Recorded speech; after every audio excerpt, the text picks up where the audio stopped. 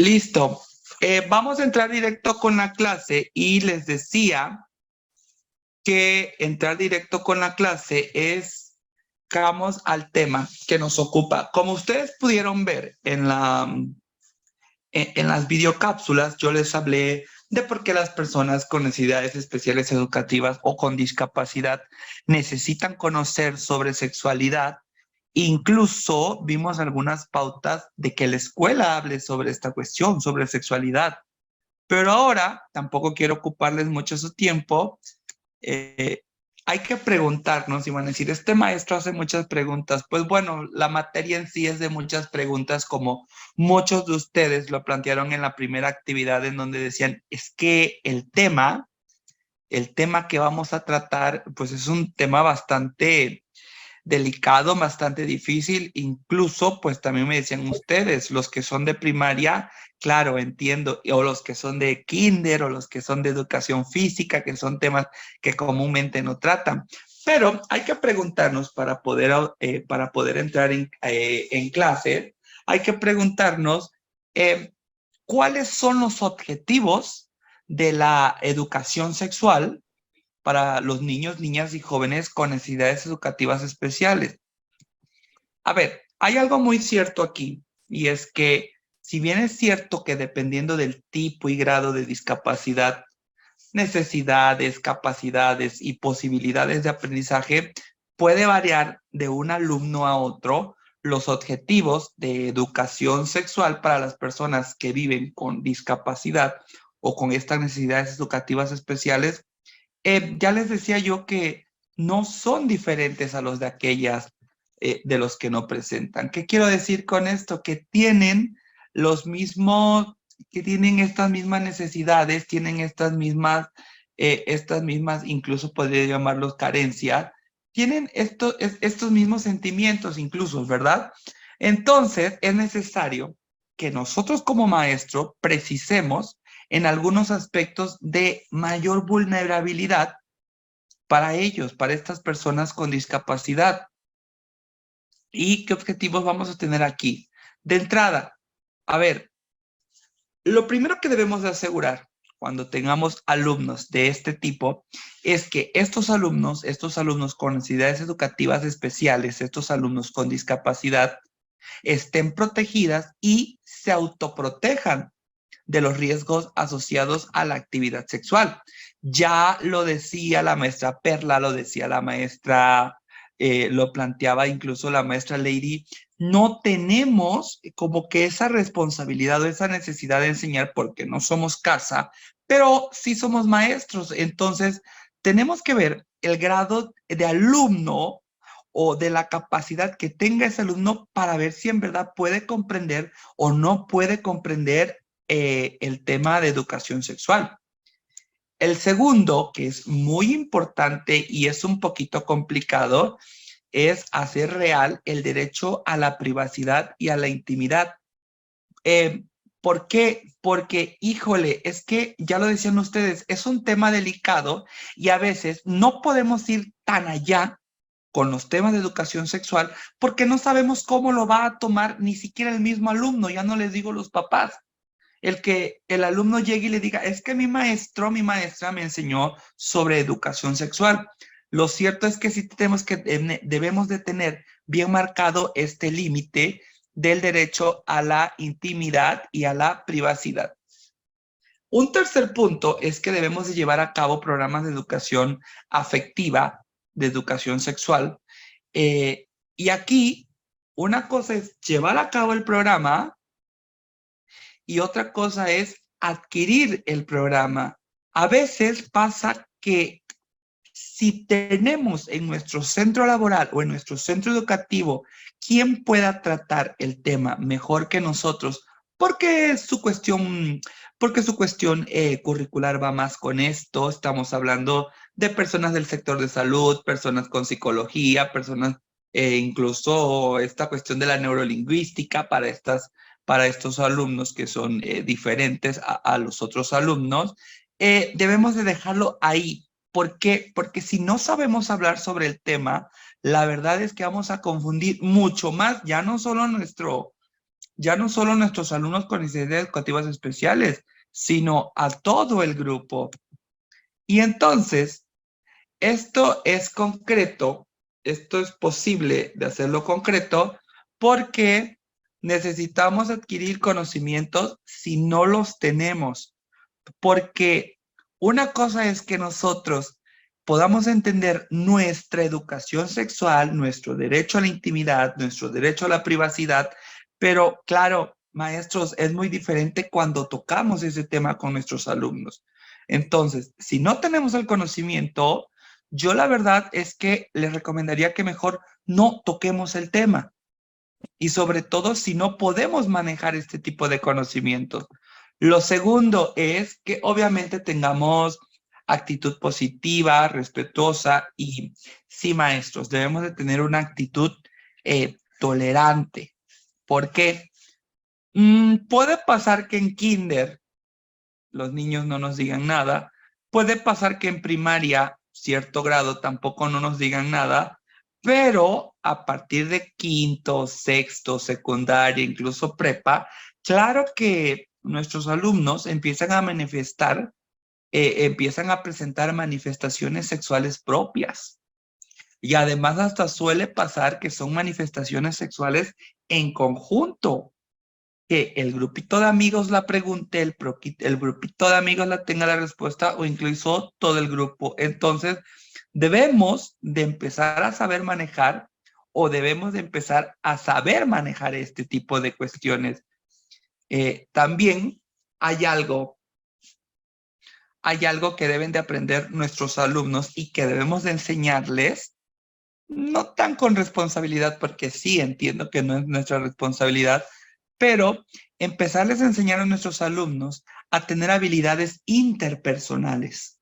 Es decir, mi persona con quién se relaciona. Y es necesario que nuestros alumnos aprendan habilidades interpersonales útiles, obviamente, para las relaciones de amistad, para que nuestros alumnos no confundan esta cuestión, pero también para poder empezarles a enseñar esta cuestión de relaciones interpersonales de pareja. ¿Ok? Ahora, otra cuestión importante, ya lo veníamos hablando en las videocápsulas y también en la clase. Los alumnos deben de aprender prácticas higiénicas que sean seguras y saludables. Y aquí la práctica higiénica no nos vamos a detener a enseñar al alumno, pues, cómo a lo mejor lavar sus partes o esta cuestión de las prendas íntimas, pero sí, por ejemplo, podemos hablar de prácticas higiénicas aceptadas socialmente. Yo les decía la vez pasada que esto va desde no tocarse sus partes íntimas en público, no andar espiando a las niñas, no andar espiando a los niños, no eructar, no tirarse gases. Esas pequeñas prácticas higiénicas hacen parte de este proceso de educación sexual que, claro, nos va a costar un poquito con nuestros alumnos con necesidades educativas especiales. Pero si bien les decía yo que los alumnos tienen que empezar a aprender sobre relaciones interpersonales, propiamente tenemos que enseñar, y ahí sí tenemos la responsabilidad como profesores, que nuestros alumnos adquieran una ética sobre estas relaciones interpersonales. Y esta ética, ¿cómo la vamos a enseñar o cómo la vamos a fundamentar? La debemos de fundamentar en, ya les decía yo, en valores fundamentales como lo es la igualdad entre sexos, la identidad de género, el respetar la voluntad del otro y de la otra. Y, ¿por qué no hablar en un cierto grado sobre tomarse en serio el placer que compartes con otra persona o con otra, sea o no sea sexual afectiva, pero también poder hablar con nuestros alumnos del dolor que debemos de evitar con otras personas? Es decir, en esta educación sexual debemos de tocar un punto en donde nadie ni nada te debe de lastimar ni te debe herir. Y esto va en un sentido, y ya les decía yo, va en un sentido sentimental, pero ¿qué es lo que también, y esto me encantó que muchos de ustedes lo tocaron en la actividad cuando necesitamos prevenir el abuso sexual hacia nuestros alumnos, maestros?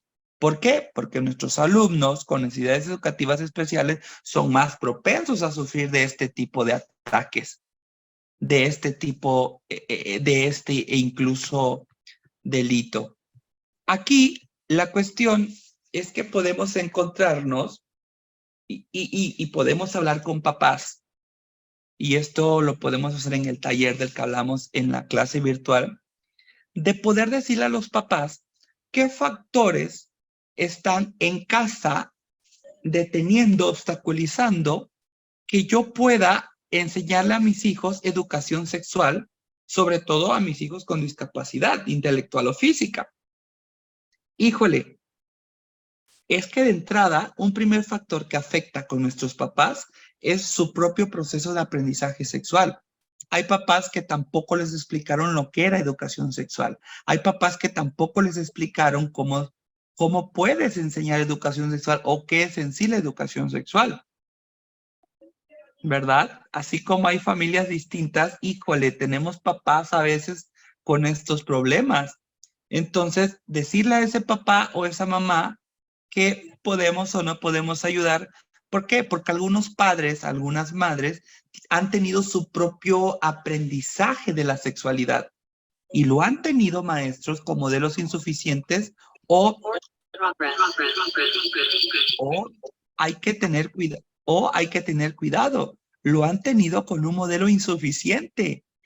Hay papá y mamá que nunca le enseñaron lo que es utilizar un preservativo, hay mamá que no sabe lo que son las enfermedades, hay papá que normaliza que esté o no esté con alguna discapacidad, su hijo tiene derecho a tocarse o ve correcto que su hijo se toque en público porque te puede decir, es que, ¿qué quieren que yo le diga si lo hace por ímpetu o lo hace porque le nace? Ese tipo de modelos, pues obviamente vemos ahí que ese tipo de modelos son insuficientes para el papá o mamá que tiene ahora a este niño.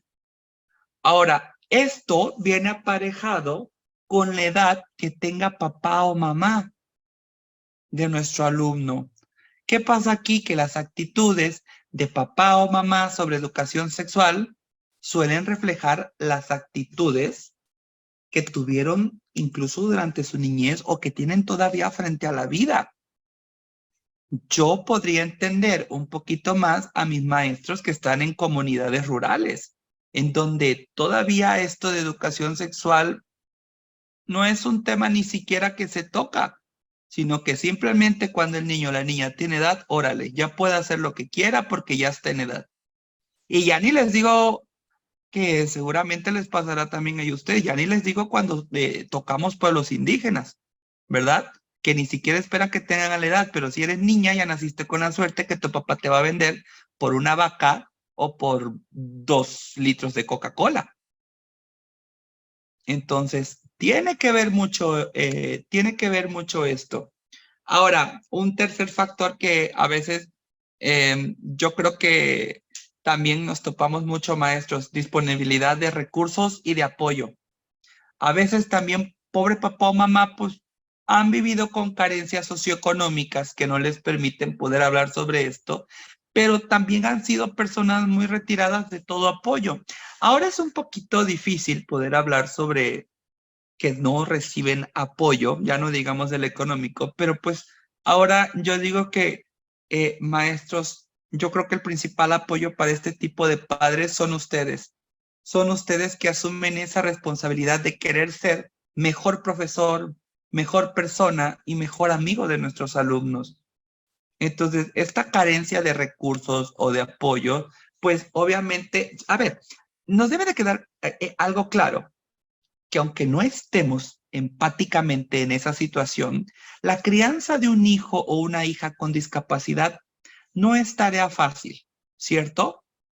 Entonces, pues muchos padres y madres obviamente se sienten abrumados por las tareas que día a día esto implica.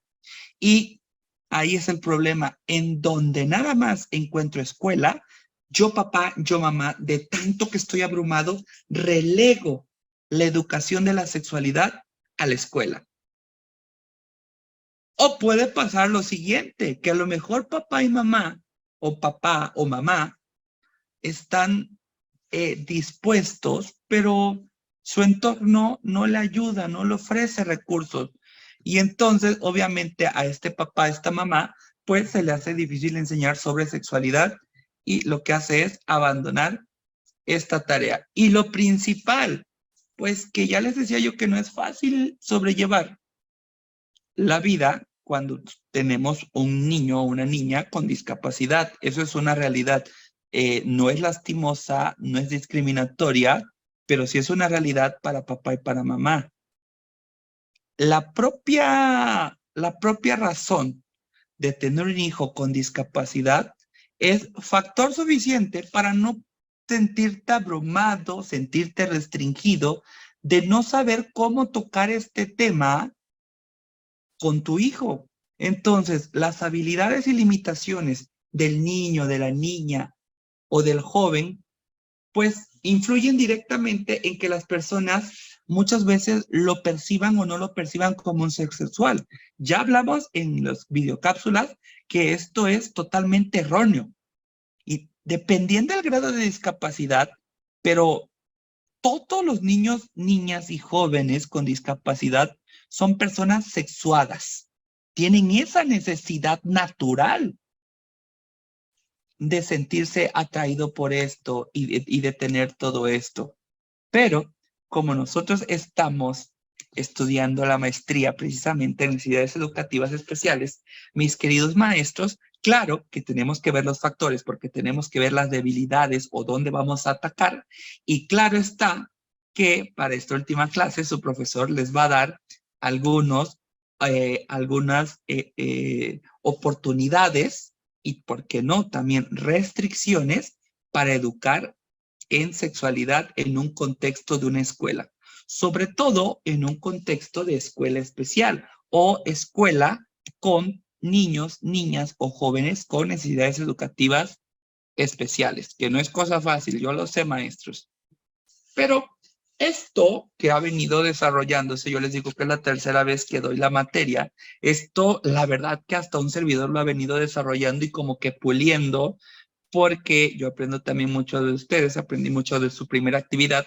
Yo ahora estoy empezando a recabar su actividad final, que me está pareciendo bastante impresionante, bastante creativa nuevamente, pero esto que vamos a tocar ya por último para la clase, lo baso es una recopilación de testimonios, pues cuando hemos trabajado con padres, con madres y también con personal docente como ustedes y aunado a directivos en estudiantes que presentan una necesidad educativa especial, una discapacidad física o intelectual, y a esto se le llama, y se los recomiendo, que si les toca este tema, ustedes hagan un estudio exploratorio, porque no puede haber un estudio teórico 100%, ni tampoco un estudio 100% práctico, sino que es un estudio exploratorio y hay algunos elementos que me parece interesante y los quisiera compartir con ustedes. De entrada, en el ámbito escolar hay un mito, hay una leyenda, no sé si la han escuchado, que nos dice que al intencionar procesos educativos, al enseñar, al pretender enseñar con conversación y con información sobre sexualidad, se intencionan conductas que sin estas intervenciones no podrían ocurrir espontáneamente. ¿Qué quiero decir con esto? Que efectivamente, maestros, cuando tocamos el tema de educación sexual con nuestros alumnos en un ambiente de comunicación y así como me dijeron ustedes que utilizan pizarras, que utilizan un video de YouTube, que utilizan algún libro, esto es un primer elemento obtenido. Cambia la conducta de los alumnos. ¿Por qué? Porque de entrada le estamos advirtiendo que el maestro ya te tocó el tema sobre educación sexual, que el maestro no es tu papá o no es tu mamá que sabe o no sabe sobre el tema. Ya avisamos al alumno que tu maestro ya sabe sobre sexualidad, que tu maestro sabes cómo se está comportando él y que le estás diciendo qué cosas puede hacer y qué cosas no debe de hacer. Incluso parece interesante cuando en educación sexual le advertimos, incluso a nuestros alumnos con discapacidad, esta cuestión de privacidad o de intimidad, porque entonces, ¿saben qué pasa? Se empiezan a sentir observados. Saben que tú lo vas a observar y saben que si cometen un acto que tú ya les dijiste que no es correcto, van a ser sancionados. Y esto, maestro, nos da un punto de favor a nosotros. ¿Por qué? Porque ya les decía yo, seguramente y pasado en testimonios, si nos ha pasado que cuando tenemos alumnos con necesidades educativas especiales, ya nos están avisando que ya se bajó el calzón a mitad de la cancha, que ya tocó a la compañera, que en el baño se estaba haciendo toqueteos. O sea, sí nos toca. Entonces hay que trabajar sobre eso y esto es un primer punto. Enseñar educación sexual a nuestros alumnos es un punto a nuestro favor. Lo otro es que hay que quitar esas falsas representaciones sobre la sexualidad de las personas con discapacidad. De entrada hay que saberle al grupo que mi compañero que es diferente, y lo digo entre comillas porque no debería de ser así, que mi compañero que es diferente tiene las mismas necesidades fisiológicas o fisiosexuales que yo, que soy normal como alumno. Hay que quitar ese mito, hay que despejarlo. Hay que decirles a todo el grupo que tiene las mismas necesidades socioafectivas sexuales que nosotros. Y esto también hay que enseñárselo a papá y a mamá de niño o no niño con discapacidad. Esto de entrada lo tenemos que abordar en junta. Y cuando me preguntan los maestros en qué momento, desde la primer junta, hay que decirles que en un momento determinado, una vez que el grupo se adapte a ti, van a tocar el tema de educación sexual.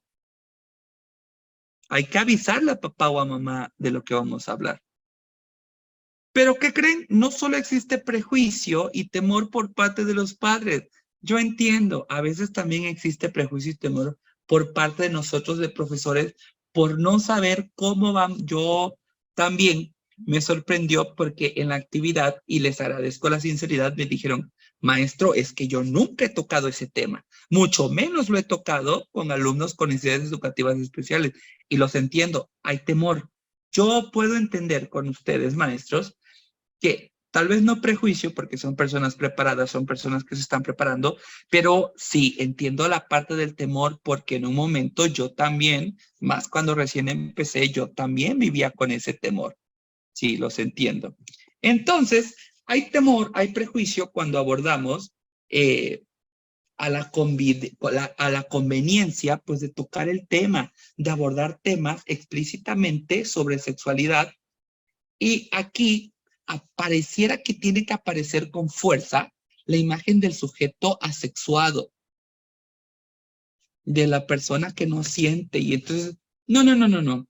Como, como es inválido, no, ¿qué va a andar sintiendo ganas de quererse masturbar mi alumno? O como es síndrome de Down que se lo enseñé su mamá o su papá. No, no, no, quitémonos ese tabú, quitémonos ese temor. Son personas sexuadas, no asexuadas. Claro que tienen esa necesidad que les decía yo. Por lo tanto, como decimos coloquialmente, tenemos que tomar el toro por los cuernos. Ahora, hay otro tema y hay otro punto también que he visto o que vi en la práctica, en la actividad con ustedes, que me dicen, es que son tan chiquitos que no voy a tocar el tema. Yo entiendo que no vamos a tocar el tema con niños de kinder como con niños de secundaria, porque obviamente la capacidad intelectual ya es muy diferente, pero tocar el tema, a ver, cuando eso se le llama infantilización.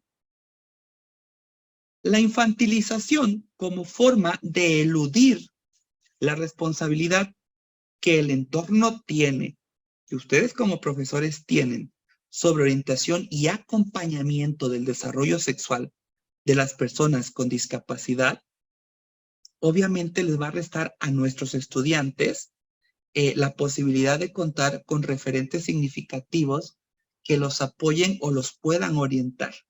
Decir porque están muy chiquitos, decir que porque son niños no quieren o no pueden tocar el tema, la verdad es que sí, repito y entiendo, no tienen la responsabilidad, tal vez afectiva, pero creo que sí tienen la responsabilidad como docentes, mis queridos maestros, de acompañar en educación sexual a todos nuestros alumnos, porque de entrada, ya les dije, no vamos a enseñar educación sexual para discapacitados y para los normales, no.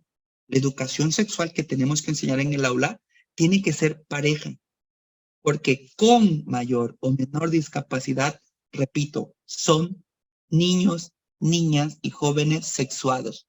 Tienen esa necesidad.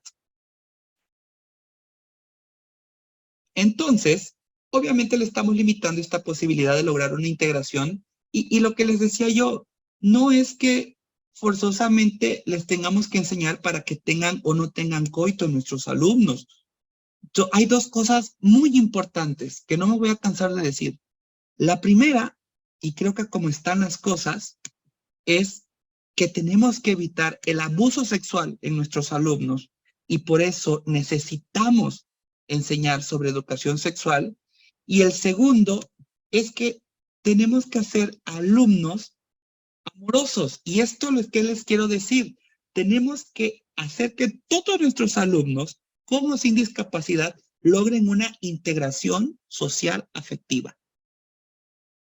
Por eso les decía yo hace minutos de que tenemos que enseñarles lo que comparto junto con mi otro compañero, pero también enseñarles que nada ni nadie tiene que darme un dolor, tiene que afectarme. Eso es lograr esto que les estoy diciendo, que nuestros alumnos logren una integración social afectiva. A pesar incluso, y esta integración social afectiva, maestros, a pesar incluso del ambiente institucional de la educación especial que tenemos que brindar. Porque ya lo tocaba yo en otras materias con los maestros, cuando tontamente, y así lo tengo que decir, creemos que yo no tengo por qué enseñarle a este alumno que me trajeron que es sordomudo, que aprenda lo que pueda aprender de mí. No, no, no, no, por favor. Si son de ese tipo de maestros, creo que ni siquiera deberían llamarse maestros. No hay empatía, no hay vocación. No podemos hacer alumnos de primero o de segunda en nuestra aula. Yo entiendo que es una suma, es una responsabilidad, pero nada imposible para ninguno de nosotros. Yo les decía en la primera clase que todos los que nos dedicamos a la docencia, de entrada lo que debemos de tener es corazón, y creo que un corazón grande, de condominio, en donde caben todos nuestros alumnos y sin pagar renta. Entonces, claro que maestros vamos a ir enfrentando a responder desde una identidad en donde tenemos que responder ya ni siquiera con ese alumno o con esa alumna, sino que tenemos que responderle a la sociedad. ¿Por qué? Porque al final del día estamos educando a nuestros pequeños ciudadanos. Y yo, como les digo siempre, nuestros alumnos, ustedes, supongo, ¿de quién se acuerdan? ¿Del buen maestro o del mal maestro? Es obvio que nos acordamos claro que nos acordamos del mal maestro, ¿verdad? Y decimos, oye, ese maldito me hizo la vida imposible, lo odio, lo detesto, ojalá ya se jubile, bla, bla, bla, bla, bla, bla. O sea, pero ¿qué tal del buen maestro? ¿Cómo lo llevamos o lo llevamos en el corazón, cierto? Yo quiero que todos ustedes, maestros, sean ese tipo de maestros al que recordamos con mucha añoranza, al que queremos y vamos a querer toda la vida. Entonces, sí, maestros, no solo tenemos obviamente tenemos el compromiso profesional, tenemos el compromiso ético, tenemos el compromiso con uno mismo, con nuestros alumnos, pero también a veces los maestros nos olvidamos de un compromiso que es el compromiso con la sociedad, el que estamos formando a nuestros futuros ciudadanos y que queremos que nuestros alumnos sean ciudadanos de bien. La falta de una educación sexual pertinente y oportuna, fíjense que no solo aumenta la vulnerabilidad y los riesgos a que exponemos a nuestros niños y a nuestras niñas, sino que además limitamos considerablemente sus competencias sociales. Por lo tanto, todos los que somos docentes y que trabajamos con niños con necesidades educativas especiales y que además tenemos la responsabilidad de integrarlos escolarmente, claro, maestros, tenemos un rol tutorial sumamente importante. ¿Por qué? Porque este rol tutorial que tenemos para con estos alumnos les permiten aprovechar las oportunidades de desarrollo de las personas y le estamos transfiriendo herramientas del autocuidado. Es claro que la educación sexual puede contribuir al proceso de socialización y también de integración de nuestros chicos, de nuestras chicas. Si esta integración se logra concretar en ambientes proclives a la normalización, ya les dije, tenemos que educar desde la normalidad. No tenemos que educar en la indiferencia, no tenemos que educar en la disparidad, sino tenemos que educar en piso parejo, maestros. Entonces, vamos a encontrarnos que esto va a darnos nos va a dar vamos a encontrarnos con mínimas restricciones posibles para que la discapacidad no sea permitida. Es decir, en el tema de educación sexual, realmente no hay distinción de la discapacidad. ¿Por qué? Porque ni siquiera estamos hablando de una discapacidad intelectual o física, sino estamos hablando, repito, de un sentimiento, de una necesidad socioafectiva sexual. El placer, este deseo sexual, no se limita a la discapacidad, es muy diferente. Y hay un consenso, no sé cómo lo valoren ustedes, yo se los dejo ahí como punto. Hay un consenso respecto a la urgencia de educar en sexualidad. ¿Cuándo? Cuando se identifican situaciones críticas al interior de los propios establecimientos, ¿verdad? O cuando se nos dificulta un poquito establecer o poner en operación sistemas de reglas que permitan organizar la conducta de los estudiantes, sobre todo más cuando se tratan de comportamientos vinculados a la sexualidad. Desde este punto de vista, claro que hay una necesidad de que nosotros contemos con herramientas para que podamos establecer sistemas de regulación de estos comportamientos con los que nos vamos a encontrar. Y entonces, obviamente, esto mismo que les estoy diciendo, este consenso que hay, justifica ampliamente de que el tema de sexualidad se incluya en la escuela. Es decir, que en la escuela se hable sobre sexualidad. No me gustaría terminar la clase con ustedes sin tocar un tema que les decía yo que me gustaría tocar con ustedes porque es un tema muy crítico, muy duro, que es el abuso sexual en niños y niñas. Y obviamente lo vamos a plantear desde el ámbito de necesidades educativas especiales. Vamos a ver vamos a ver algunas, pues yo les puedo dar algunas también recomendaciones.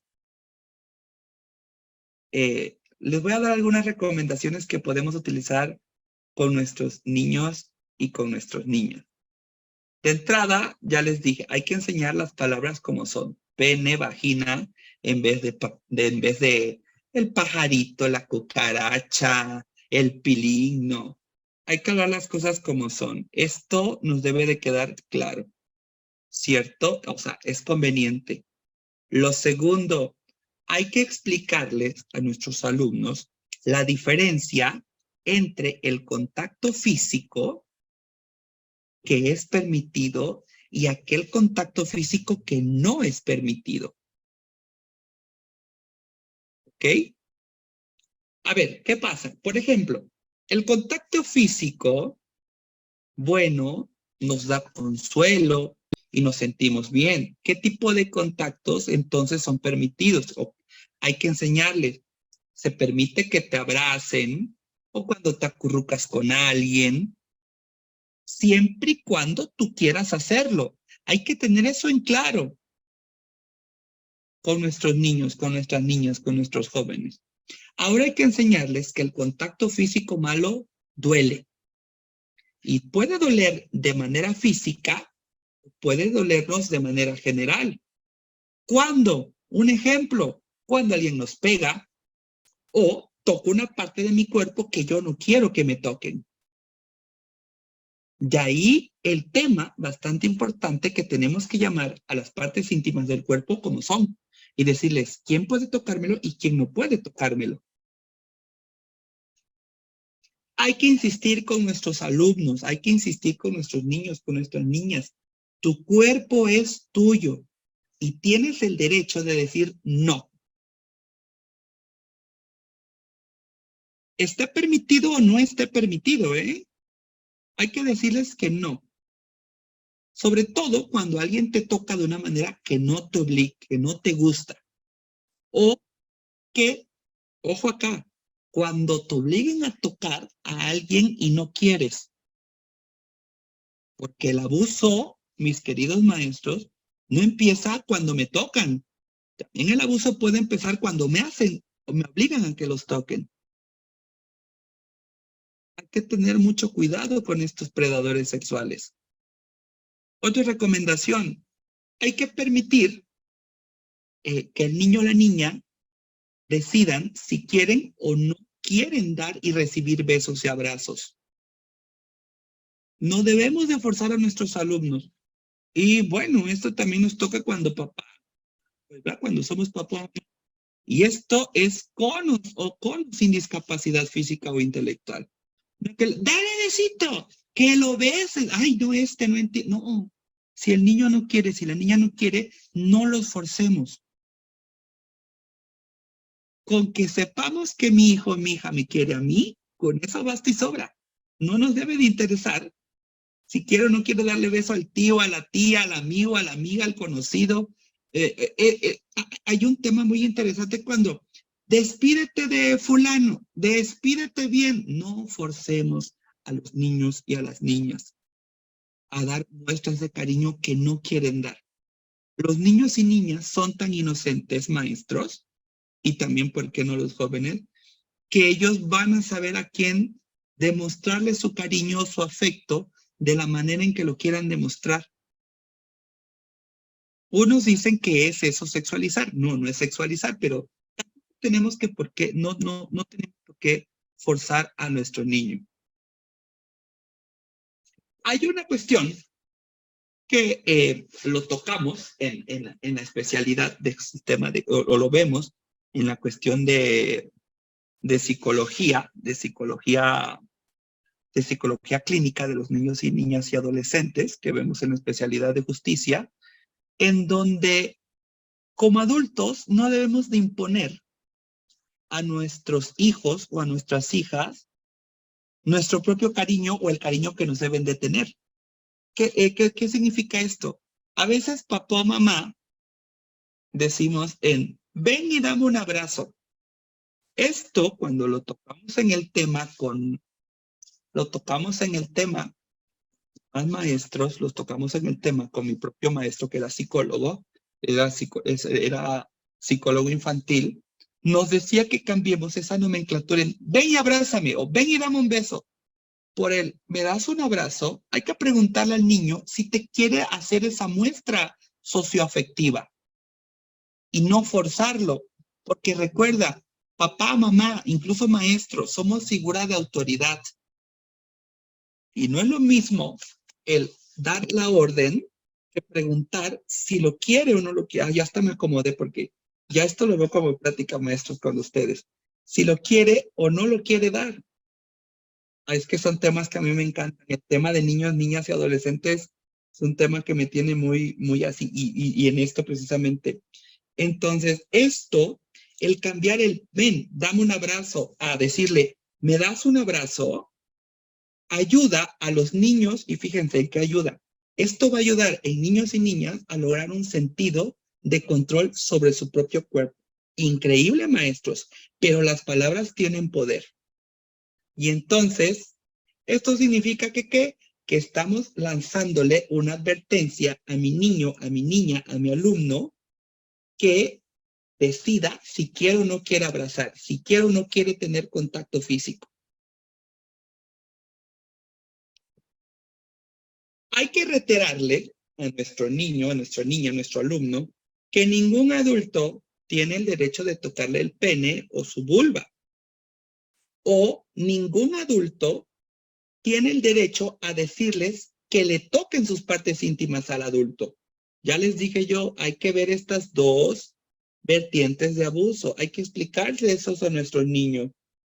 Pero hay que recordarle también que esto se aplica también en familiares. Los principales predadores sexuales, los principales abusadores, empiezan en la familia, maestros. Entonces, hay que decirle que incluso el familiar que me toque o que me pida que lo toque no es correcto. Claro, con la excepción de papá y mamá, que me baña, o el doctor que me examina, ¿verdad? Pero sobre todo, maestros, hay que recalcar siempre, bueno, y es que aquí no somos papá o mamá, precisamente los alumnos, pero decirles que en la escuela me tiene que decir si le pasa eso a mi alumno. Hay que abrir ese canal de confianza, de comunicación, de decirle, si alguien en la escuela te toca o te dice que lo toques, dímelo, por favor, no me voy a enojar contigo. Y hay que decirle a nuestro niño y a nuestra niña que no nos vamos a enojar, que no pasa nada. Decirle a nuestros alumnos que no tienen que obedecer ciegamente a todos los adultos. Vivimos en una, sí, efectivamente, vivimos en una sociedad heteropatriarcal, heteronormalizada, en donde creemos que es correcto que estemos sometidos a reglas, a órdenes, ya no digamos de solo de hombres, sino que todo el tiempo debemos de estar sometidos a reglas. No, no, maestros, esto tenemos que romperlo. A nuestros alumnos hay que enseñarle que no tenemos que obedecer ciegamente a los adultos. Hay que decirles, si un adulto te pide mentir o robar, es malo. También es malo si alguien te toca. Es malo si pide que lo toques. Y le tienes que decir no y decírselo. Claro, maestro. Claro que tenemos que cuidar el ambiente escolar, pero ya van con ese. Más ahora nuestros niños, que con o sin discapacidad también tienen un chip impresionante y todo, aprenden todo. Entonces, dile que tanto en la escuela como fuera de la escuela, nadie puede tocar. Incluso decirle, maestro, y si alguien te toca fuera de la escuela, dímelo. Yo soy tu amigo, yo te voy a apoyar. Y hay algo interesante en esto. No solo hay que enseñarle a que no te toque o hay que enseñarle lo que es bueno y lo que es malo. A ver, hay algo muy padre que lo pueden empezar a practicar y sin necesidad de ocupar nuestros minutos, nuestras clases, sino nada más. Por ejemplo, estamos ahí de repente y veo a mi alumna Margarita y me volteo y le digo, Margarita, ¿qué vas a hacer si la persona que te cuida te dice que te va a dejar ver la televisión cuando quieras si le tocas su pene? Vean qué pequeña práctica rápida, 2 minutos, y ver cómo reacciona Margarita. No es gran cosa del otro mundo. Hay que mantener a nuestros niños, a nuestras niñas, a nuestros jóvenes alertas. Hay que ver cómo reaccionan a una simple pregunta. Porque esa simple reacción va a ser la reacción que va a tener cuando venga este predador sexual a querer lastimar, a quererla lastimar. O voltear y decir, a ver, Ismael, si un desconocido llama a tu puerta mientras yo estoy en el baño, ¿qué vas a hacer? Ese tipo de preguntas, maestros, capciosas, ese tipo de preguntas nos van a aventar qué tan despierto está nuestro alumno, qué tan despierta y atenta está nuestra alumna. Porque cosas como estas suceden a diario.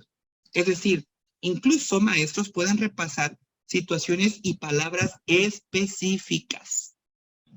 Y esto también lo podemos llevar a taller de padres. Si tenemos un taller de padres, yo creo que estas recomendaciones son muy interesantes, son bastante importantes, en donde a lo mejor el taller con papá o con mamá podemos hacer que repasen con sus hijos situaciones y palabras específicas para que el niño o la niña sepa qué hacer o identifique una situación de amenaza o identifique cuando ya está siendo amenazado. Y no solo hasta ahí, que identifique la situación, sino que también identifique dónde ir, qué hacer, qué no hacer y quiénes son sus adultos de confianza. ¿Por qué? Porque desgraciadamente no siempre va a estar papá, desgraciadamente no siempre va a estar mamá. Entonces hay que identificar con nuestros niños, con nuestras niñas, quiénes son esas personas de confianza. Hay que enseñarles insistentemente a diferenciar entre la conducta pública y la conducta privada, de tal modo también, sobre todo con nuestros niños y niñas con educaciones educativas especiales, para evitar que se expongan más de la cuenta. Por ejemplo, desnudarse, tocarse los genitales, dónde orinar, decirles qué conductas son en privado si lo realizan en la escuela. Hay que evitar estimular la expresión afectiva indiscriminada. ¿Y qué significa esto? Que hay que enseñarle a nuestros alumnos los comportamientos alternativos a los besos y abrazos. Esto es muy importante en necesidades educativas especiales. ¿Por qué? Porque a lo mejor, por su misma situación, podemos tener alumnos muy afectivos que con toda su inocencia te van a besar, te van a abrazar sin que haya malicia. Pero no todos somos gente de bien. No todos podemos entender que el niño lo hace, que la niña lo hace, porque de esa manera efusiva, tan elocuente, te está demostrando su cariño. Y hay que enseñarle entonces a estos alumnos que hay otras maneras de expresar. Simplemente con el gracias, con lo aprecio mucho, en verdad lo agradezco, muchísimas gracias, frases, apretones de manos, simple palmadita. Hay que enseñarles otras muestras afectivas. ¿Por qué? Porque es necesario. Y, ¿por qué no? Si podemos, en la medida de respetar, repito, la privacidad y la intimidad, podemos ayudarlo a lograr un sentido de control para que pueda evitar actitudes que los limiten, porque, repito, y no me voy a cansar de repetir, debemos de evitar la sobreprotección y la compasión con los alumnos. Pueden llegar a ser personas tan normales, a mí no me gusta utilizar ese término, porque la diversidad es normalidad, pero un niño con discapacidad física o intelectual puede ser tan normal como lo somos nosotros. De eso no hay. Y la sobreprotección y la compasión no deja nada bueno. Ahora, ¿qué otras recomendaciones les puedo dar? Bueno, para educar sobre sexualidad a personas con discapacidad. Uno, de entrada, bueno, no sé si ya enumerar o darle plática. Podemos usar imágenes tan a menudo como podamos, así como les digo con las frases. Podemos utilizar fotos de familia, de amigos, de amigas. ¿Por qué? Porque puede ser una oportunidad para hablar sobre relaciones e interacciones sociales. Además, esto es un contexto importante e inmediato a las discusiones. En taller de padres, si es que lo podemos hacer, esto sería un buen consejo para papá. Que si tenemos niños, niñas o jóvenes con necesidades educativas especiales, las fotos para enseñarles de manera física quién sí te puede besar, quién sí te puede abrazar o quién no debe, para que vayan ubicando quién sí, quién no. Esto que les decía yo, repetir frases, hacerles preguntas capciosas sobre utilizar la repetición y proporcionar pequeñas cantidades. No, a veces la educación sexual, maestros, no es que tengamos destinados 5 horas al mes o que todo un día hablar sobre esto. No, podemos proporcionar pequeñas cantidades de información entre nuestras clases, en nuestros breaks, porque para verificar que nuestro niño, que nuestra niña entienda, haciendo preguntas que pongan la información en un contexto práctico, incluso a veces decirle, no tan directamente, ¿qué vas a hacer si alguien te toca? Sino decirle, oye, ¿qué haría Pati si el conserje le tocara su genital, le tocara su vagina? Sería interesante ver cómo nos responde el alumno, maestros. Sería interesante ver qué percepción tiene de entrada de ver que eso no es correcto y qué reacción tiene el alumno. ¿No creen? Usen todas las oportunidades para repetir ideas claves. El que mi cuerpo merece respeto, el que nadie me puede tocar, el que no debo de hacer esto, que toquen temas, vaya, relacionados a la cuestión de relaciones interpersonales o sexualidad. Que yo ahora ya no tengo grupos al frente porque estoy del lado de la administración pública, pero fíjense que una buena práctica que hacía yo era que compraba un tipo de tamaño papel bond, ahora tenemos proyector, ahora tenemos pantallas inteligentes, en donde justamente les ponía a mis alumnos la imagen o un dibujo del cuerpo humano, del hombre y de la mujer, en grande, lo más grande que yo pudiera. Y de una manera muy práctica, muy graciosa, sin que yo como maestro tocara a mis alumnos, era como, este es el hombro, ¿dónde está tu hombro? A ver, tócatelo. Sí, eso, el hombro. Ahora, ¿dónde está nuestro pene? Porque es necesario hablar estas cosas con nuestros alumnos.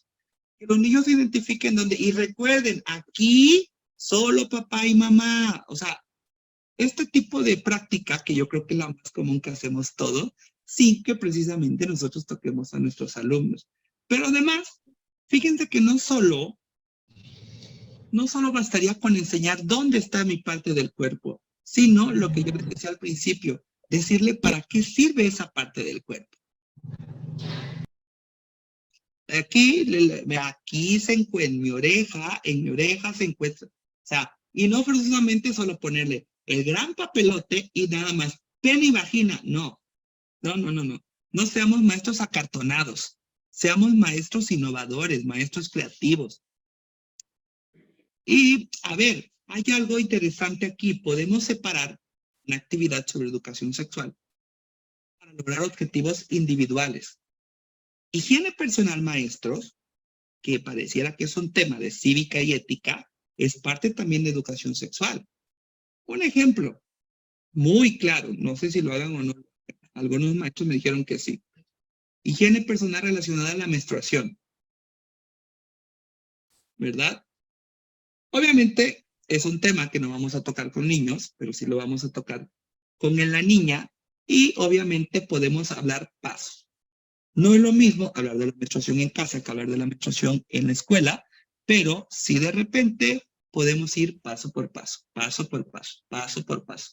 No importa que lo repitamos 2 o 3 veces, ahí también le podemos hacer preguntas capciosas al niño o a la niña sobre higiene personal. ¿Por qué? Porque muchas veces en estos temas, sobre todo, no solo en el de higiene personal, sino los temas en sí de educación sexual, los niños o las niñas, pues, están inseguros o inseguras de sus pasos. A veces inseguros de si es correcto como lo está haciendo, si es incorrecto, y entonces, un ojito por ahí a nuestro alumno, a nuestra alumna, si vemos ese tipo de inseguridades. Y le tratemos de dar seguimiento para ver qué tanto podemos apoyar a nuestro alumno. Por ejemplo, el uso de la toalla femenina o tampón, durante la menstruación, durante la limpieza. Son actividades que obviamente requieren muchos pasos por separado, pero son actividades. Yo creo que también enseñarles a nuestros niños y niñas un orden es bastante importante y necesario. Podemos también repetir la información Y cuando repetimos información podemos tener dos cuestiones. Podemos ofrecer una retroalimentación, recordarle al alumno qué debe hacer, o bueno, podría ser también estímulo. Yo estoy muy en contra de los estímulos, eh, de los estímulos, eh, ¿cómo les diré? Representados en un dulce o representados en, no sé si me doy a entender, se me fue ahorita el nombre, en estímulos de carácter, yo me refiero a estímulos de carácter afectivos, vaya, de que si me correspondió muy bien, de decirle, ay, te vas a quedar 5 minutos más en el receso si quieres, ¿sale? Porque estás aprendiendo muy bien. Yo soy enemigo de dar estímulos, que si el dulce, que si el bombón, que si la paleta. Yo estoy muy en contra de esto, no me gusta. A mí, desde mi perspectiva personal y profesional, se me hace cosificar al alumno. De lo lograste, te mereces esto, no lo lograste, tampoco te lo mereces. Yo soy más de estímulos afectivos, socioafectivos, mejor dicho, que puedan generar un bienestar en el alumno, ¿no? Y claro, que no seamos constantes. Los estímulos maestros no tienen que ser constantes. Ya si no, el chamaquito ya nos va a agarrar de su burrito. Y es gracioso, ¿verdad? Porque a veces ni le preguntamos o ni siquiera lo estamos buscando y el alumno, profe, cuando y te empieza, pero hasta como letanía te lo reza, como jactatoria de Rosario. Le dices tú, sí, profe, ¿y mi premio? No, luego generamos esto con los alumnos. Entonces, yo creo que hay que saber cuándo medir, hay que saber cómo medir el estímulo, y esto es muy bonito. Hay una materia, no sé si la llevan en esta maestría, hay una materia de dinámicas de grupo donde podemos precisamente generar este tipo de estímulos a los alumnos sin que sea una cuestión eh, valorativa en cuestión de prestación económica cosificada.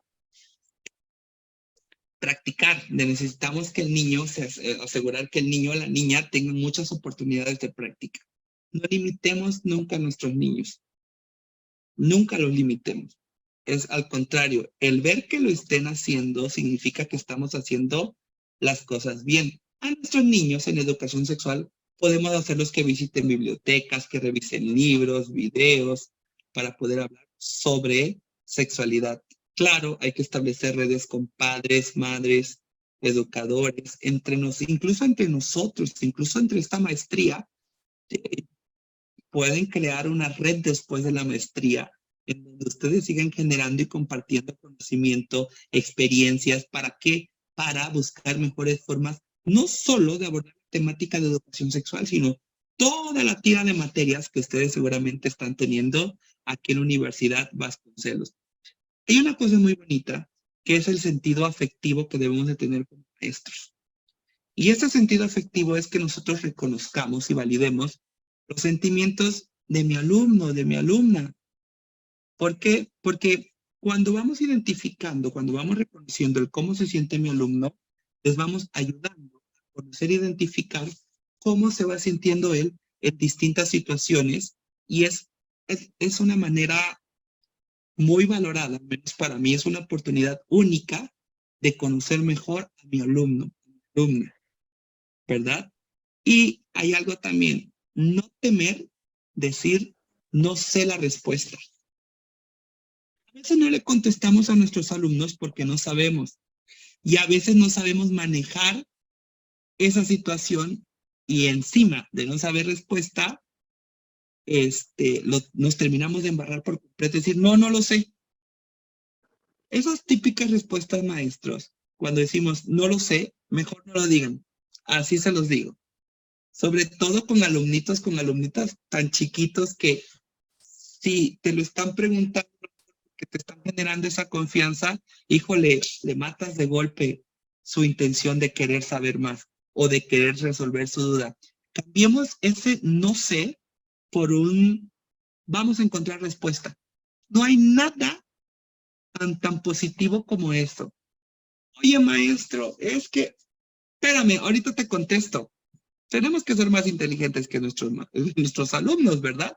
Y ahora con esto de la tecnología, y si no tenemos tecnología, vemos cómo nos la sacamos, pero no dejemos a nuestros niños con dudas. Dejar a un niño con duda es dejarlo propenso a que le pregunte a una gente, a una persona indebida. No se lo pude contestar en la clase de hoy jueves.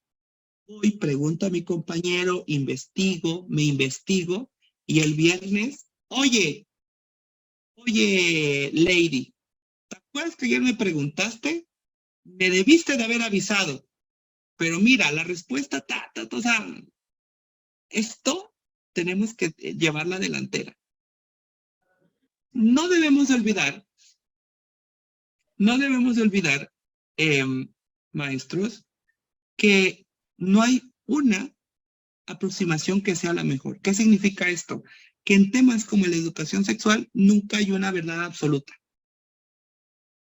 Tenemos que ir mejorando día a día, tenemos que seguirnos preparando como profesores, como personas. Entonces, como profesores, siempre vamos a tener la oportunidad de investigar y de experimentar nuevas formas de abordar estos temas, de ser creativos y de aprender, maestros. Nunca, jamás lo olviden, que aprendemos de nuestros éxitos, pero también aprendemos de nuestros errores. Esa es la belleza de todo ser humano, para todos los temas. Aprendemos de todo, aprendemos de la vida misma. A veces, maestro, en el plano profesional, aprendemos más de que lo que nos pasa en el día a día, del que aprendimos en la universidad o de lo que pude aprender con mi maestro César. Es increíble. Esa es lo que llamamos siempre la escuela de la vida. Y que como maestros tenemos algo muy interesante. Es que la escuela es un campo tan enorme de conocimiento.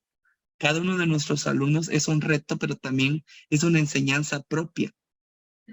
Imagínense, aprender de cada uno de mis alumnos es increíble. Hay gente que aprende de sus compañeros de trabajo, pero nosotros tenemos a unos pequeñines de los que también aprendemos y de los que también les agradecemos aprender de ellos. Maestros, yo llego al final de la clase. Les agradezco muchísimo su tiempo, les agradezco muchísimo su paciencia con la que estuvieron aquí con su servidor, el tiempo de espera, todo lo que hay. Yo espero que también todo lo que hayan aprendido haya sido de mucha utilidad. Quedo todavía con ustedes viernes, sábado, domingo. Sí, Ismael, es una lástima, pero miren, yo les digo una cosa. Ahorita estoy muy atareado con el trabajo, tengo mucho trabajo, pero es una promesa. El día que ustedes quieran tocar un tema que crean que yo pueda estar con ustedes o que yo lo pueda dirigir, con mucho gusto. Ustedes escríbanme y díganme, maestro, este tema lo tenemos. Podría, yo con gusto, la universidad nos presta la plataforma, nos puede prestar la plataforma, sea o no sea su maestro. eh, yo quedo como amigo de todos ustedes y sea o no sea maestro, si es un tema, lo podemos tocar. Si es una duda que tienen, se las puedo resolver. Independientemente de esto, sí nos renueva. Sí, Ismael, sí, Perla, perdón, nos renueva totalmente. Y digo, a veces, fíjense que a veces nos medimos como maestros por ciclo escolar, pero creo que también, Perla, maestro, llega un momento en que nos medimos por la satisfacción de lo que logramos en el día al día, ¿no? En lo que lo que hice hoy por mi alumno, lo que hoy hice que aprendieran mis alumnos, es también parte de eso. Por eso es correcto, cada día, cada semana, cada trimestre, cada ciclo escolar, siempre. Entonces, también tienen ahí mi número personal. Con mucho gusto también los leo, los atiendo, los puedo orientar. Ahí voy a estar con ustedes. La verdad es que soy un maestro muy aprensivo y si algo tengo es que no doy materias que no me interesen. Siempre en la universidad, siempre saben que doy materias, una, que tenga conocimiento y dos, que me interesen, porque si no, no le pongo empeño a la materia, no sé enseñar la materia. Y esto es en la vida profesional también, ¿verdad? No enseñamos lo que no nos gusta, lo que no aprendimos. Enseñamos y con pasión lo que nos gusta. Y les digo que esto es un tema, la especialidad en niños, niñas y adolescentes la llevé, justamente me recordó Facebook, la llevé hace 6 años. Entonces, imagínense, justo lo que les decía yo en la clase, desde hace 6 años, ahí estoy renovándome, aprendiendo, reaprendiendo, investigando, porque era, yo le entré a estudiar maestros como abogado, por allá del 2013 que salió la reforma en donde ahora para litigar temas de niños y niñas ya no lo puede hacer cualquier abogado, sino necesitamos tener la especialidad. Obviamente son personitas todavía, es un derecho penal incluso más suave, no tan rígido como el derecho penal. Y fue interesante porque me cambió totalmente el chip, porque pensé que íbamos a ver solo derecho. Y cuando empecé a ver también sociopsicología, psicología criminal, psicología clínica, de entrada me empecé a entender yo cuando fui adolescente, incluso cuando fui niño, y ahora empecé a ver, pues precisamente empecé a procurarme, pues por dos cuestiones, porque de verdad que los niños, niñas y jóvenes en nuestro país están corriendo un riesgo inminente, que es el abuso, y ahora el abuso sexual, no sexual también. Nuestros niños, niñas y jóvenes son maltratados, tienen muy pocas oportunidades de crecimiento, y ahora imagínense a un niño, a una niña y a un joven con necesidad educativa especial. Es una presa más fácil, es una personita más vulnerable que, quieran o no, como buenos ciudadanos, tenemos el deber de cuidarnos a todos nuestros niños y a todas nuestras niñas por igual. Necesitamos cuidar a las generaciones futuras que van a cuidar de nosotros cuando viejos, ¿verdad? Y si hacemos buenos alumnos, vamos a ser buenos ciudadanos y vamos a ser buenas personas. Este mundo necesita de más personas buenas. Hay una película que ha salido en estas semanas justamente que habla sobre el abuso y tráfico de niños y niñas. Salió a la par de Barbie. Nada más que como la gente anda perdón por la palabra, muy apendejada con el color rosa de Barbie, no le anda poniendo atención a películas tan interesantes. Esta película, no me acuerdo cómo se llama ahorita, no se me viene el nombre, el productor es Eduardo Verástegui y precisamente habla sobre el tráfico de niños y niñas, del abuso que sufren. Está aparejado al tráfico, es más alto que el tráfico de armas y está aparejado al tráfico de la droga. Solo imagínense el dato que arroja esa película. Desgraciadamente, y a mí se me parte el corazón de saber que un niño o una niña puede ser violado de 8 a 10 veces al día. Qué corazón, por Dios. O sea, no puedo entender cómo nos llamamos a veces humanidad. Y hacer esto, enterarnos de esto, de verdad que a mí son datos crueles, pero es una realidad, maestros. Sí, Sound of Freedom. Sí, es cierto, Marta. Sí, Sonido de la Libertad. Sí, sí, sí. Gracias, Perla. Gracias.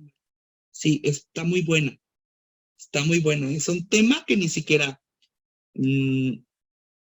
Netflix no la quiso poner en su plataforma porque es un tema muy fuerte, pero sí, sí la recomiendo. Sí la recomiendo porque es una película fuerte, nos da cifras muy terribles, pero también nos habla del valor y la importancia que tenemos como personas adultas. Más, papá, tienes que estar como, como perra, como perro atrás de tu hijo. Tienes que estar pegado a tu hijo, a tu hija. Y los maestros no somos la excepción. Tenemos que... no está en plataforma, Perla. Está en cines. Está en cines. Sí, Netflix no la aceptó. ni Paramount, ni Lionsgate, no la aceptaron, pero está en cines. Salió, no sé, híjole, es que siempre en las provincias nos llegan más tarde las películas, ¿verdad?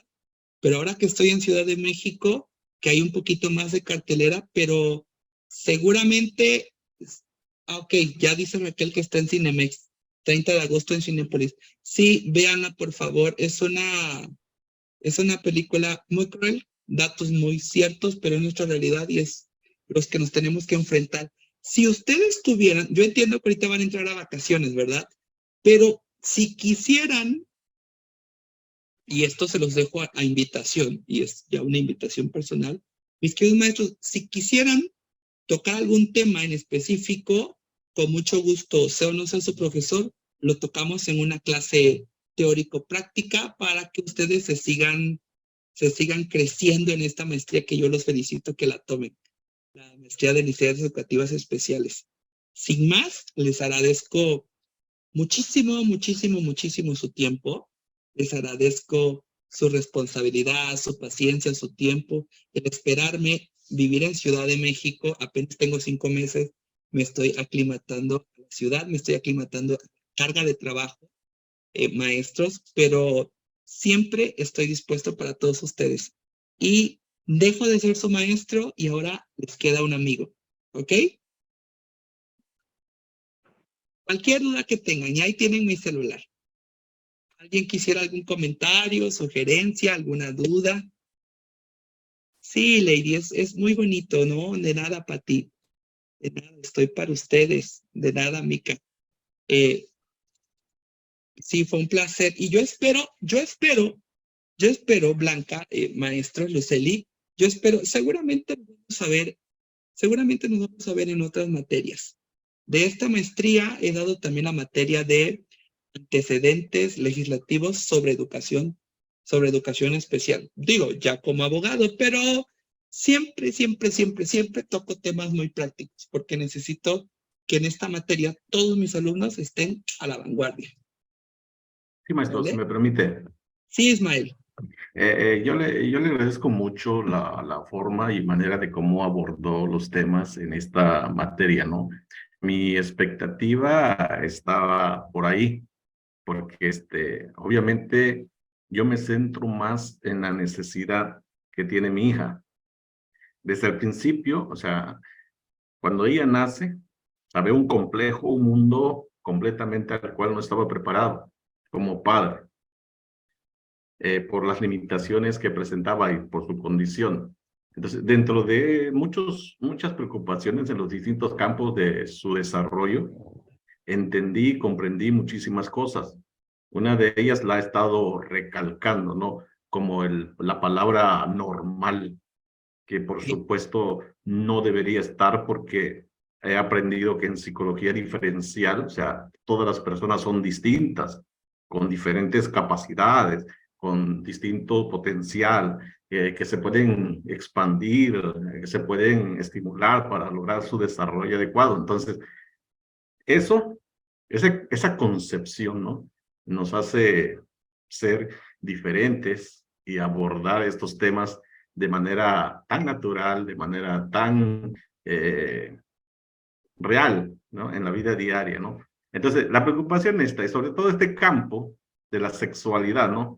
Yo pensaba y decía que esto iba a ser diferente, o sea, el desarrollo sexual, y no, o sea, revisando muchísimos documentos me doy cuenta que definitivamente no, porque el desarrollo biológico de un ser humano es igual para todos, o sea, tarde o temprano va a ocurrir. Y todas las cosas que tengan que ver con este desarrollo sexual lo va a pasar.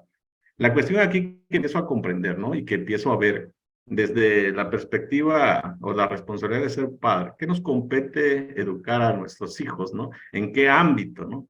Y me doy cuenta que tenemos que educar a nuestros hijos hoy en día en este campo, en los valores, o en la religión, o en las cuestiones como esa. Ahora, pero ahora, en el campo educativo, ¿cuál es la obligación del docente? La obligación del docente también es abordar, porque es un derecho universal que tienen los hijos. Hoy recalcó algo que le comenté en el video. no se puede dejar una pregunta sin respuesta. Y como lo dijo acertadamente, que no podemos mentir, pero tampoco podemos evadir. Y realmente si desconocemos la pregunta, nos comprometemos a buscar la información para posteriormente platicarlo, ¿no? Y eso es lo correcto, ¿no? Creo que es lo profesional. Así como le dije, ¿no? Esta maestría lo llevo para ser menos,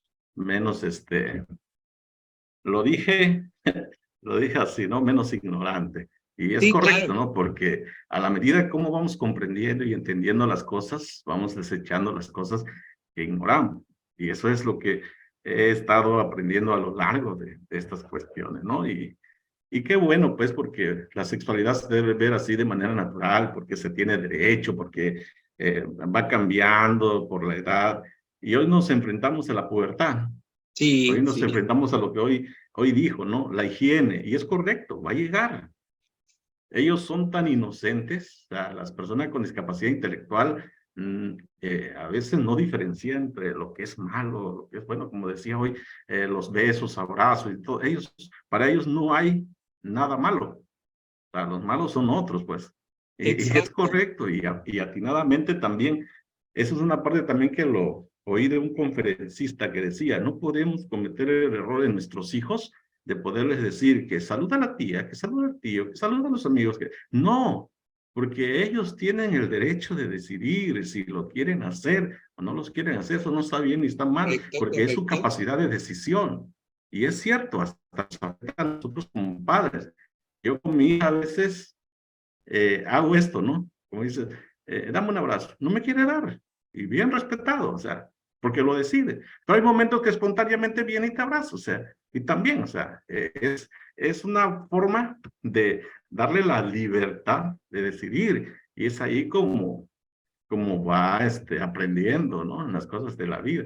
Y todas esas cuestiones que hoy nos ha comentado en clases anteriores y en las cápsulas también, es correcto, hay muchísimas verdades en eso, y obviamente nos toca en el campo de la educación tener esta responsabilidad transversal en la educación sexual, porque nadie en la escuela tiene la obligación, no hay una materia que se destine para tal cosa, ¿no? Pero sí tenemos que contribuir de manera transversal, aunque no nos caiga la responsabilidad, pero tenemos ese compromiso de poder hacerlo, poder educar a nuestros hijos, a nuestros alumnos, para poder prevenir el abuso, que ese es el objetivo para poder en el futuro, que ellos sepan la diferencia cuando sientan una amenaza y tengan el valor de decir, de poder hablar, poder alzar la voz, ¿no? Y qué bueno, y obviamente la información que nos compartió y nos dio es la más objetiva, la más clara, la más precisa, y no, me quedo con eso reforzando lo que ya había leído, lo que había escuchado y lo que había pues investigado por mi propio interés, porque esa es mi preocupación. O sea, va a llegar el grado en que mi hija se convierta en una joven, va a llegar el grado en que también va a tener el derecho de tener una pareja, porque Claro. lo va a sentir, porque es algo natural. O sea, eso pasa en todos los seres humanos, y pues tenemos que estar pues preparados para ese momento, ¿no? Y cómo Sí, poder porque afrontarlo. justo les decía yo, o sea, esto no se mide por la discapacidad en alto o menor grado. Es una cuestión afectiva. Claro que son personas que cuando ven, yo también quiero tener una pareja, yo también tengo la necesidad de explorarme, de tocarme, de sentir placer, de llegar a mi orgasmo, de tener coito. Sí, o sea, esto no se mide por el grado no discapacidad, Así se es. mide por el grado socioafectivo. Y Sí, también, maestro, hay algo que también, como decía, en qué momento empieza la educación sexual? Desde la temprana edad. Solo que tenemos que bajarnos al lenguaje de nuestros alumnos.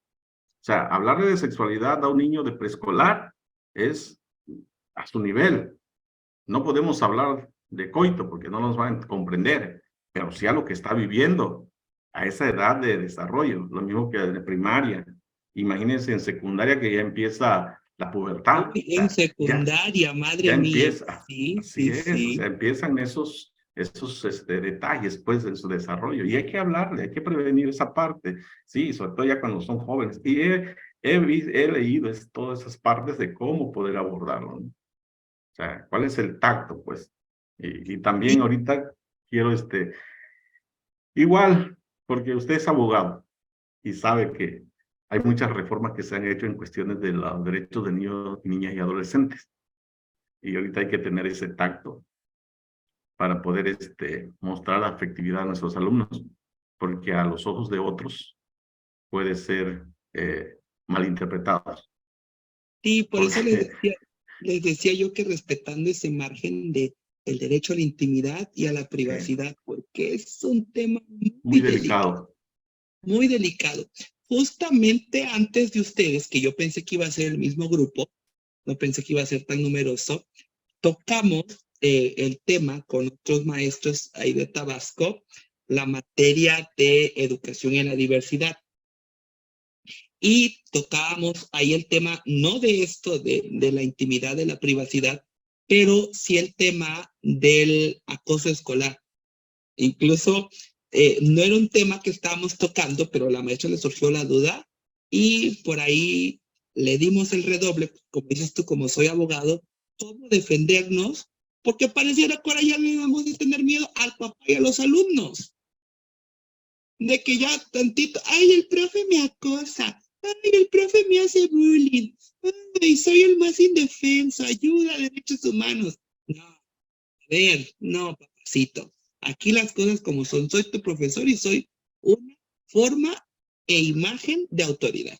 Entonces, por ahí platicamos justamente este tema de cómo abordarlo de manera legal, porque obviamente así lo tenemos que hacer, para que también el alumno, imagínense esta pobre maestra que la llegaron a amenazar con pistola, el papá y la mamá, no maestros, no, no, no, no, somos maestros y merecemos todo el respeto del mundo. Entonces, fue interesante porque no era algo que tocaba con la materia, pero al final del día son cosas que nos pueden pasar como maestros. Es Y correcto. no debemos de bajar la guardia ni bajar la imagen de autoridad que debemos de tener con los alumnos. Entonces, por ahí tuvimos un mini taller de contra, ¿cómo fue el mini taller? Fue gracioso.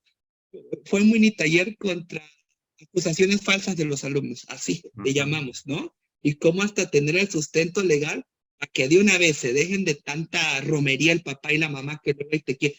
Es que hay papás que, madre santa, viven más en dirección que el propio director. Es que el otro día la maestra Patti le dijo burra a mi hija y eso atenta contra sus derechos. Es que la maestra Lady el otro día no le dio la palabra a mi hijo y eso es discriminación. Uy, no, es que ahora estamos, yo les voy a decir algo, es algo terrible y a mí me están, qué bueno que ya no estoy de profesor. No, bueno, sí, sé contra eso, pero híjole, estamos con una generación peor que cristal. Ya les digo yo a los maestros que ya no es generación de cristal, es generación papel china. Con nada se desmoronan ya los alumnos. Y no. Y luego lo sorprendente no son los alumnos, son los papás maestros. Pero no, podría ser un tema, taller que podríamos tener junto con los otros maestros porque quedaron algunas dudas pendientes en materia legal, mis queridos maestros, que podríamos unir y hacer un buen grupo ahí. En una hora yo creo que tenemos dudas o vemos ese tipo de problemas. Pero sea legal o sea cuestión de orientación educativa, estoy para ustedes, maestros. Muchas gracias. Y es importante porque muchos docentes carecen de ese conocimiento en el aspecto legal, cómo poder abordarlo, ¿no? Aunque existen los protocolos establecidos por la Secretaría, pero todavía hace falta muchísimo conocimiento, ¿no? Sí, Y pero es que a claro, veces termino con tampoco los esto. directivos ayudan a veces. Ajá. Termino Son con bien esto. coyones. Termino con esto, maestro, y digo, pues para poder establecer esto hay que dejarle claro en la primera reunión de padres qué le corresponde a los padres y qué nos corresponde como docentes. Gracias, maestro. Gracias Ismael. Maestros. Pues ya son las 10, ya no les quiero quitar más su tiempo. Quedo con ustedes todavía en el grupo, quedo con ustedes de manera personal, maestros. Nuevamente, muchísimas. Ay, la verdad es que digo, se nota